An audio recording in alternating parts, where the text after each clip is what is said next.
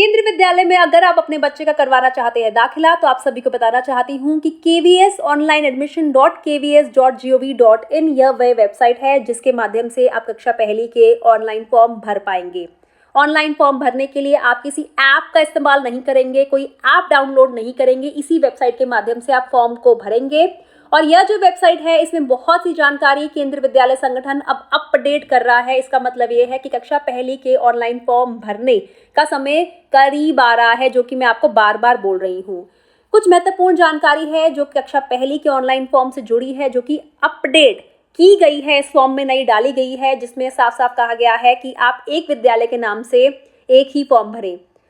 इसका मतलब यह है कि जैसे आप सभी को पता है, एक ऑनलाइन फॉर्म भरते समय आप ज़्यादा से ज़्यादा 3 केंद्रीय विद्यालयों के नाम लिख सकते हैं और कम से कम एक केंद्रीय विद्यालय का आप नाम भर सकते हैं उस अपने ऑनलाइन फॉर्म में।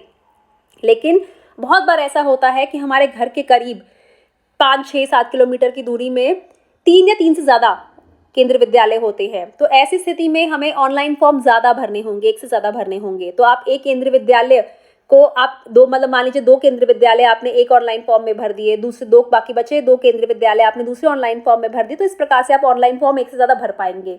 लेकिन आप किसी केंद्रीय विद्यालय का फॉर्म दोनों ऑनलाइन फॉर्म में नहीं भर सकते। यानी कि एक केंद्रीय विद्यालय का फॉर्म आप दूसरे ऑनलाइन फॉर्म या तीसरे ऑनलाइन फॉर्म में दोबारा नहीं भर सकते, क्योंकि यह मल्टीपल एंट्रीज अलाउड नहीं है। ऐसी स्थिति में जो आपने आखिरी फॉर्म भरा है उस केंद्रीय विद्यालय का, वही मान्य माना जाएगा।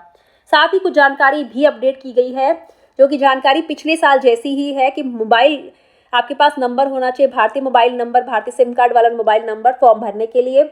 आपके पास ईमेल आईडी होना चाहिए, आपके पास बच्चे के डिजिटल फोटोग्राफ होनी चाहिए, 256 KB उसका साइज कम होना चाहिए। बच्चे का जन्म प्रमाण पत्र जो है वह होना चाहिए, इसकी स्कैन कॉपी वह भी 256 KB से कम होनी चाहिए। JPG या PDF फाइल भी चल सकती है। अगर आपका बच्चा EWS कैटेगरी के तहत आता है तो उसका जो सर्टिफिकेट है सरकार द्वारा जारी किया गया वह चाहिए होगा। और साथ ही बहुत ही महत्वपूर्ण जानकारी कि अगर आप सेवा श्रेणी से सर्विस कैटेगरी के तहत बच्चे के माता पिता आते हैं, स्थानांतरण का विवरण की अगर के माध्यम से अगर उस बच्चे का दाखिला हो सकता है, तो आपको उससे संबंधित जानकारी भी चाहिए होगी।